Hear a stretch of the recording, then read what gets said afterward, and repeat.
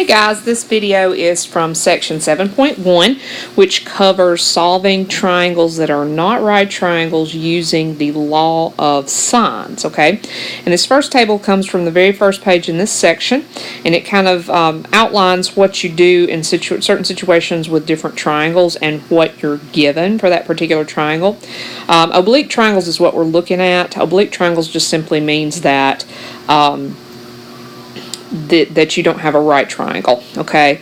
So we've got the angle case. This case itself can't be solved when you just know what the angle measures are, because there are infinitely many different triangles that can be created with the same three angles by just varying the side lengths, okay? So that just can't even be solved at all, okay? You won't run into those in any of these sections, so there's no need to worry about that.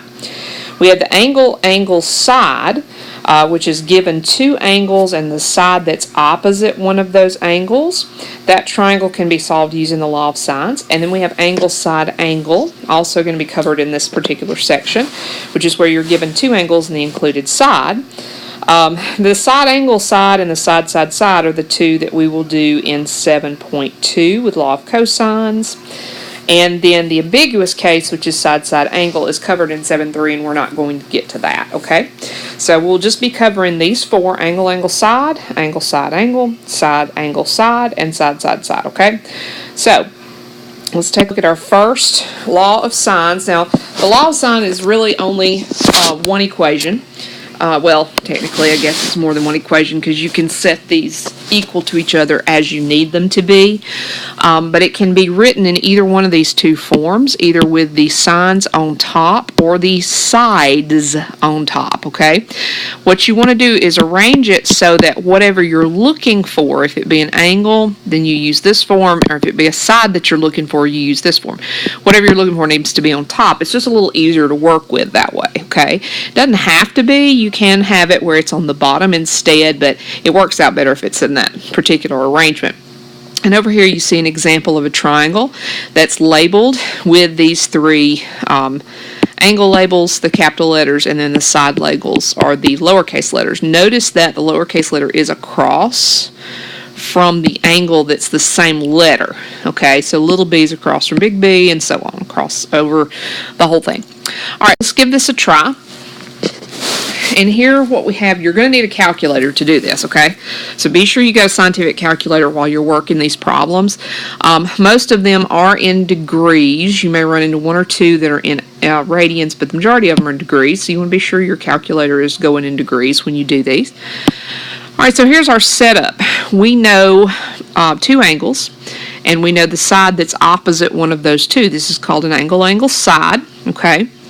So we're given that angle A is 30, angle B is 70 degrees, and then side A is 8.0. Now, resist the temptation to use that whole Pythagorean theorem thing from right triangles, because Pythagorean theorem does not work in an oblique triangle. However, you do still have to have all three angles add up to be 180. That's true for any triangle, whether it's right or oblique. So that is something that you can use to your advantage here. In fact, we could solve for angle C first if you want to do that. There are several different ways you could go about doing this. You could start with the law of sines first to find side B and side C, or you can start with the whole 180. All the angles have to add up to be 180 to find angle C. Now, in the instructions, it does say to find the length of side C, and we will do that, okay? But I'm going to go ahead and find our other two things too, just so you can see the full slate, everything that we got to do. All right, so I think I said that, sorry, I had to pause the video for just a second. I can't remember what I was saying, but I think I said that we would we'd wind up solving for everything. Why don't we go ahead and do, since we were talking about it, we'll find capital C, which is the missing angle that we've got here. We know that A plus B plus C, they all have to add up to be 180 degrees. That's true for every single triangle. So if we're trying to find C, what we need to do is take 180 and subtract those other two angles from that. Now you can add the two angles together first, or you can subtract them separately, whatever works better for you. But we're going to wind up with an angle measure of 80 degrees for C, okay? And if you like, you can add those into your triangle as you go around. A lot of times I'll make like a little area where I've got A, B, and C listed off, and then I'll have little a, little b, and little c listed, kind of like I did with the right triangles before, and I'll fill this chart in as I get information. Like we just found 80, we know that B is 70, we know that A is 30, and we know little a, that's giving you 2 significant digits there too, 8.0 centimeters, okay? Now if we set up to find little c, which is what the problem actually is asking for, so we'll start with that. We know for sure that we've got to do, if we want C, we got to have the sine of C, which we just found angle C, so that's good. And then we need another pair that matches up. I don't know little b, so I can't really use big B and little b together. What I will do is I'll use capital A and little a, because we do know both of those. So we'll set this up. Since I need side C, we'll put the sides on top. So we'll use this part of the law of sines. Let me fill in what we know. We know that side A is 8.0. We know that angle A is 30 degrees. Okay. Continue plugging in here. I don't know little c, that's what I'm looking for, but I do know capital C, and it is 80. All right, now if we want to solve that for C, what we need to do is multiply both sides by the sine of 80. So that's going to give you 8, I'm going to drop that 0.0 for right now, times the sine of 80 over the sine of 30 is equal to C. So we'll round to 2 significant digits when we calculate this. Now you're going to pull up your calculator and you're going to do 8 times the sine of 80, which I probably should have put in first. Y'all have to forgive me. I'm not used to using the calculator I'm working on right here while I'm doing this. Sine of 80 times 8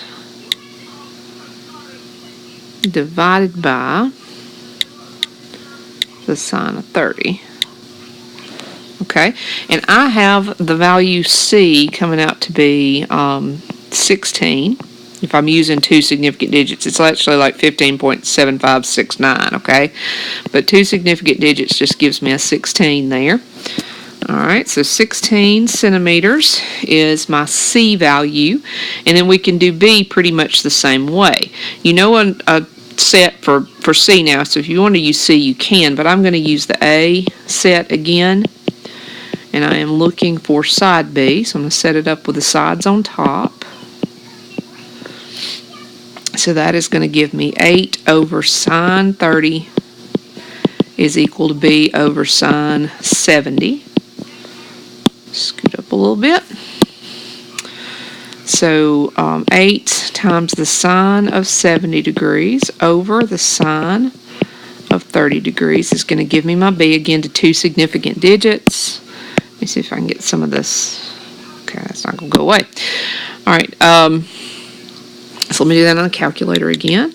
So we got the sine of 70 times, oh shoot, sorry, 70 sine times 8 divided by the sine of 30 once again gives me 15.03508. So we're almost a whole centimeter smaller than the C value is, and with the way we're going to round it, it is going to be a whole centimeter smaller. 15 centimeters to 2 significant digits, and that finishes out our set. So we have now found all 3 missing pieces of information using law of sines, okay? Now, if you're curious, law of sines and cosines will actually also work on right triangles, so if you'd rather do this than the way we did the right triangles, you can, okay? All right, I've got another one here that we're going to run through kind of quickly, and this time we have the other situation. We have an angle, side angle, an ASA, okay? Same thing going on. I do know 2 angles. I'm missing the 3rd angle, and I know 1 side. So we're going to go ahead and find that missing 3rd angle again. That's a good place to start with law of sines, because you do need to have those, the combination of knowing 1 side and 1 angle together with, you know, knowing at least an angle opposite the sides that you're missing. So this time A is going to be equal to 180 degrees minus 82 minus 34, which gives me 180 minus 82 minus 34 is 64. So angle A is equal to 64 degrees. We can put it in there. We can also set up our little set over here, 64, 34, 82. And side A is 5.6 centimeters. We don't know the other 2. B and C are mysteries to us, okay? So now I've got a matched set with A and A. If I want to find, this one's actually looking for all the missing parts. So I found 1 missing part. I need to do the other 2. I'm going to look for B first. So again, I'm missing a side, so I'll put this upside down. A over sine A is equal to little b over sine B. And that's going to be 5.6 over the sine of 64 degrees is equal to b over the sine of 34. So we're having to use something we've already calculated, so you want to be sure you calculate things correctly when you have to do that. Otherwise, it'll mess up the rest of your answers. 5.6 times the sine of 34 divided by the sine of 64 is what b is going to be equal to. So let me get that done over here on the calculator. The sine of 34 times 5.6 divided by the sine of 64. And for B, side B, I'm getting 3.484, so that's going to round to 3.5 centimeters if I'm doing 2 significant digits. Okay, and in C part, again, I'm going to do A over sine A is equal to little c over sine C. You can use side B and angle B now if you want to, because we know both of those. But I'm going to go back to A. So I've got 5.6 over the sine of 64 is equal to C over the sine of 82. And we'll multiply both sides by the sine of 82 to isolate the C.